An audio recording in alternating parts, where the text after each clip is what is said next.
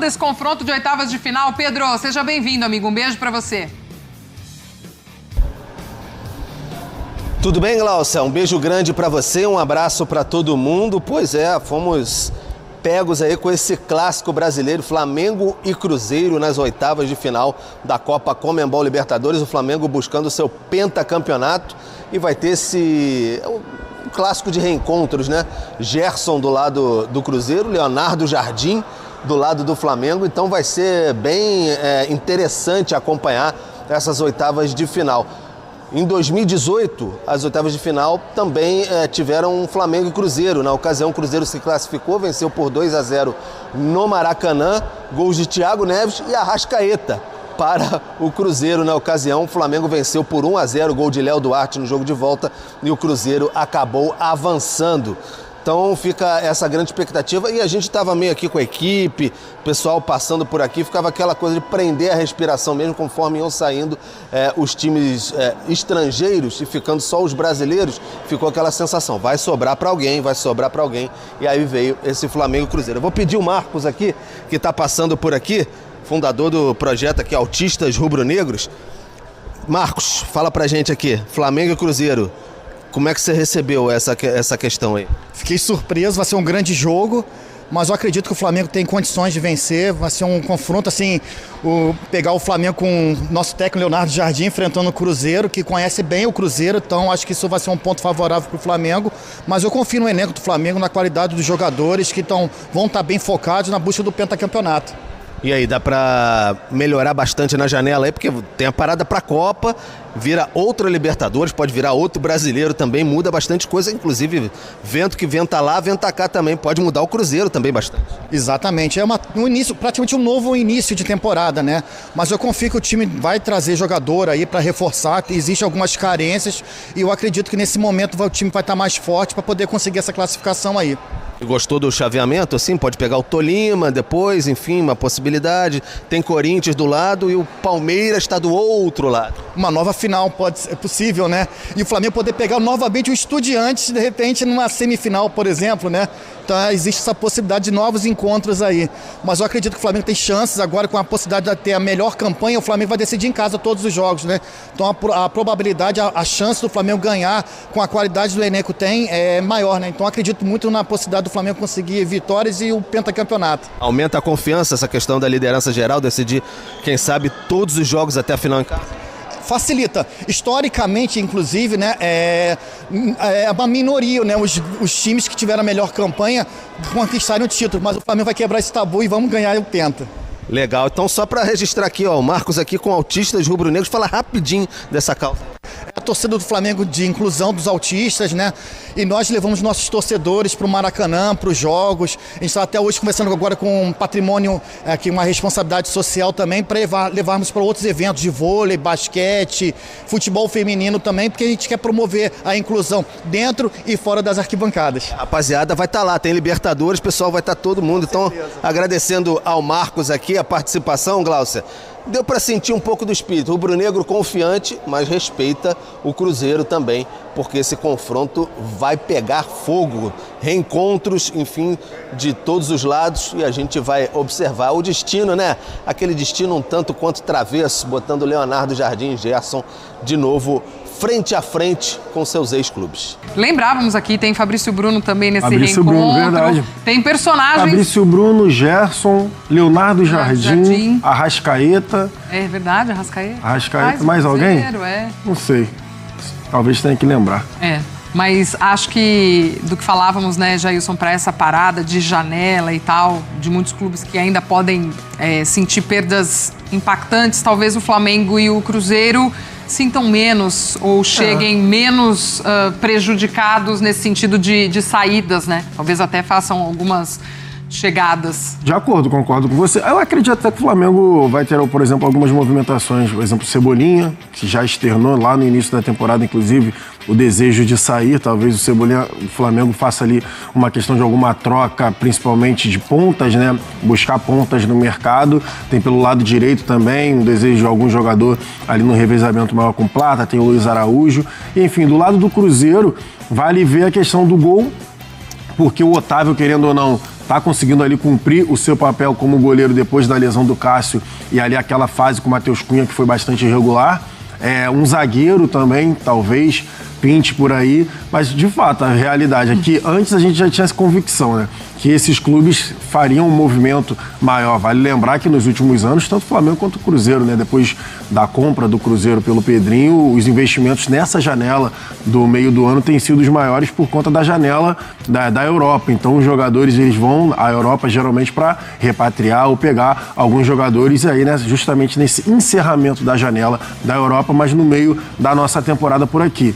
Antes a gente já tinha certeza absoluta que essas equipes abririam os cofres, mas agora, com esse confronto definido logo de cara, certeza que de cara já vão tentar mesmo, né, de bate-pronto, tentar ali nomes pesados para reforçar as duas equipes, tanto o Cruzeiro quanto o Flamengo. Flamengo agora, Flamengo que pega o Coritiba, esse sim, adversário do Flamengo. Bruno Braz chega com a gente, esse jogo, ó, no sábado às 4 da tarde no Maracanã, transmissão Premier e Sport TV. Braz também, o bigode do Braz não fica atrás não, hein, gente? O bigode do Braz também é estiloso, hein? Também é chileira. É o bigode sem pomada. Não tem a pomada do Latifi, mas também. Faz uma cavanha. Isso aí, é a marra do Braz, nossa estrela do futevôlei. O ombro tá melhor, Braz? É joelho? É joelho? É joelho. Tá melhorando. Semana que vem eu tô de volta. Tá bom. É lesão grau 2 e aí ele tem mais uma semana vai fazer a ressonância, mais uma semana. Volta antes do Neymar, né? Aí tem que ver se o exame do UOL é o mesmo lá do exame do Braz, enfim. Não, aqui tem transparência, ele falou. Tem transparência e gentileza, como sempre. Ô Braz, antes da gente falar desse jogo que o Flamengo, né, com muitos desfalques para essa partida, saiu na Libertadores um super confronto ali, né? Um Flamengo e Cruzeiro. Isso repercutiu de alguma forma dentro do Mengão? Olha, repercutiu ainda. O Flamengo treina agora às 4 horas da tarde, mas assim, a gente já pode adiantar situações que têm acontecido extracampo, mais precisamente entre o Flamengo e o Gerson. Hoje jogador do Cruzeiro, hoje jogador do Flamengo, jogador muito identificado com o Flamengo. Existe uma batalha judicial do Flamengo contra o Gerson. O Flamengo cobra 42,7 milhões de indenização do Gerson, alegando que o Gerson quebrou o contrato de direito de imagem do Flamengo. A defesa do Gerson já se manifestou no processo alegando que o Flamengo está agindo de má fé e vingança. Fato é que o processo está rolando. O Gerson ele foi oficiado dessa ação no dia do Flamengo e Cruzeiro, pela 5ª rodada do Campeonato Brasileiro aqui no Rio de Janeiro, no Maracanã, no hotel onde o Cruzeiro estava hospedado aqui no Rio de Janeiro. Então, assim, quando eles forem se enfrentar na Libertadores, tem esse clima ruim entre Flamengo e Gerson, né? O Gerson fez história no Flamengo, mas saiu de um jeito que a torcida ficou muito magoada e, pelo visto, o clube também. Por outro lado, tem o reencontro do Leonardo Jardim com o Cruzeiro. Entre o treinador e o Cruzeiro, o clima já é bem mais ameno. Nesse jogo aí no Maracanã, inclusive o Pedrinho, o dono da SAF do Cruzeiro, foi até o encontro do Jardim, bateram um papo, eles são amigos pessoais. Então a instituição Cruzeiro e o Leonardo Jardim tá tudo bem. Os cruzeirenses estão chateados, né? Nesse mesmo jogo aí levaram notas falsas com o rosto do Leonardo Jardim, mas entre a instituição e o Jardim tá tudo bem. Então assim, já esquentando esse confronto, tem esse reencontro aí cercado de situações extracampo. Boa sorte pro Gerson no Maracanã e boa sorte pro Jardim no Mineirão. Né? Os dois se sentindo traídos, né? Enfim, esse é o futebol, né? Desses encontros e desencontros. Agora, o Braz, esse jogo do fim de semana, Leonardo Jardim tem uns desafios pela frente, porque são 10 desfalques, né? 9 jogadores convocados para seleções, já deram adeus, já vão agora para a Copa do Mundo, além do Jorginho, que está lesionado. Ele está tendo que recorrer até os meninos do Sub-20. Como é que ele vai armar esse time aí para pegar o Coritiba? Pois é, quando o Flamengo soltou a nota oficial de que o Jorginho tinha fraturado o dedão no pé, deixou um pouquinho aberto, uma pouca esperança de repente ele jogar contra o Curitiba. Mas pela minha apuração hoje de manhã, ele está fora, inclusive essa recuperação vai durar um total de cerca de um mês. Então o Jorginho é o 10º desfalque, além dos 9 convocados. E aí, desde ontem, o Jardim, que já havia dito depois do jogo contra o Cusco, que iria olhar para a base, por necessidade, também ele próprio falou que estava devendo isso, ele puxou 8 garotos da base, começaram a treinar ontem. Falar rapidamente o nome deles aqui: lateral direito Daniel Salles, lateral esquerdo Johnny, os zagueiros João Vitor e Daniel Carvalho, o volante Caio Nóbrega, o meia Sayago e os atacantes Alan e Joshua. O Sayago o Flamengo contratou do River Plate como uma promessa do River. Então são esses 8 garotos que têm treinado desde ontem com o Flamengo e vão suprir de certa forma, né? Não serão titulares, mas vão estar ali no banco à disposição do Leonardo Jardim. E quem não vai estar no banco, mas vai estar num camarote, hein, Bruno Braz? Isso aí vai fazer um barulho danado. Rapaz, esse assunto aí eu acho que vai ser paralelo, ele vai competir com o próprio jogo. O Jorge Jesus, ele já havia essa expectativa de que fosse o jogo de amanhã contra o Curitiba no Maracanã, e segundo minha apuração, ele já confirmou ao Flamengo que irá. Inclusive, a informação que eu tenho é que ele deve assistir o jogo no camarote onde costumeiramente o José Boto assiste os jogos no Maracanã, fica um pouco acima ali da tribuna de imprensa, porque não só o José Boto, como outros integrantes ali da diretoria, alguns da comissão técnica. Então o Jorge Jesus vai estar ali meio que junto da delegação do Flamengo. O Leonardo Jardim, que é amigo dele, já havia dito que tinha chamado o Jesus para almoçar no Ninho do Urubu antes do jogo. Esse almoço ainda não está confirmado. Eu estou até para receber essa resposta, mas o almoço em si não estava confirmado. Mas o jogo, o Jorge Jesus já avisou o Flamengo que irá. Ô, Braz, só uma pergunta. Que eu me lembre, não, que eu saiba não, mas aí você pode me corrigir, é só para tirar a dúvida. Já teve para o Jardim aquele grito de olê, olê, olê, mister, que caracterizava a torcida do Flamengo para o Jorge Jesus no Maracanã, ou o Jardim ouvirá este coro pela primeira vez para o JJ? Não, esse coro aí, alguns treinadores, né, que passaram pro Flamengo sofreram com esse coro, mas especificamente o Leonardo Jardim ainda não. Agora, vai ser uma situação assim, complicada, porque o Flamengo precisa dessa vitória contra o Curitiba, né, para tentar encurtar de novo a distância para o Palmeiras, e um insucesso durante os 90 minutos ali com o Jesus por ali, vai ser uma situação um pouco delicada. Certamente o Jesus vai ser ovacionado por tudo que fez pelo Flamengo, independente de Jardim ou não. Sim. E aí, dependendo do que acontecer, quando a bola rolar, meu amigo, eu não descarto essa possibilidade, não. Eu disse PVC, o fantasma Jorge Jesus continua por ali. PVZito, tudo bem? Tá tranquilo? Tudo bem. Onde você foi? Onde você tá? Você tá conversando com quem aí? Tô resolvendo um probleminha. Já resolvi. Pronto, já resolveu? Então tá. Conversa aí tava legal? Tava boa. Tava boa? Não, eu tava resolvendo deixa eu ser. Preenchendo o formulário. Esse fantasma aí do Jesus assombra mais os treinadores do Flamengo, só que o cara tá na pista, né? Tá sem clube. E agora o Brasileiro vai dar uma parada, dependendo aí de quem entrar em crise nessa parada pra Copa, ele vai ser fantasma em outros clubes também. Opa, tá na pista. Foi campeão lá, né? Foi campeão do Saudita e apareceu por aí. Passou muito tempo isso. Muito tempo pra voltar. O Flamengo teve 10 técnicos do Jesus pra cá. E continua um fantasma. Aliás, não é um fantasma. Ganhou títulos com vários técnicos, né? Com diferentes técnicos. Exatamente. Né? Mas ainda assim a torcida ainda ficou naquele romance. Só Felipe Luiz, chegou perto até por tudo que conquistou, né? Jorge Jesus foi substituto do Leonardo Jardim no Sporting. Quando o Jardim saiu do Sporting, o Jesus chegou para substituí-lo.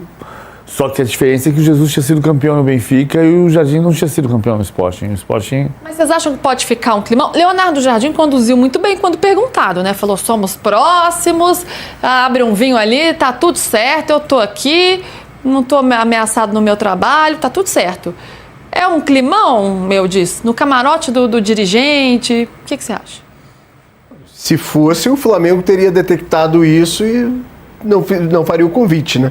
Imaginando que o Flamengo talvez tenha consultado também o Leonardo Jardim sobre isso, sobre essa proximidade.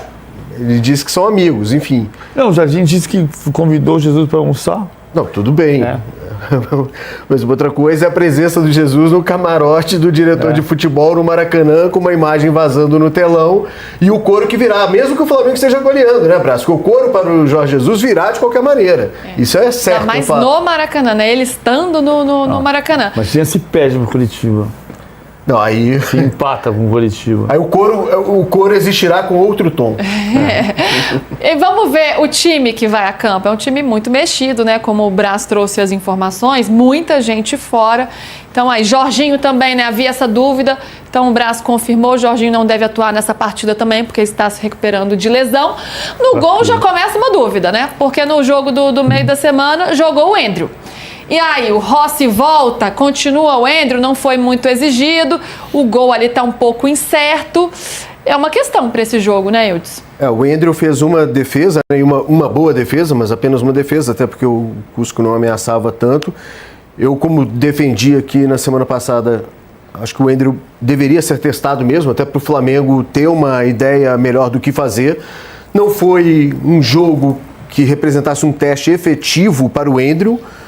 Agora, fez um certo sentido ele colocar o Endrio, já que eu disse também que ele tinha uma preocupação em não expor o Rossi, a partir do momento que ele escalou o time reserva. Então ele tinha um argumento até para o próprio Rossi e para a tranquilidade do Rossi nesse sentido. Ao escalar o time reserva, ele coloca também o Endrio.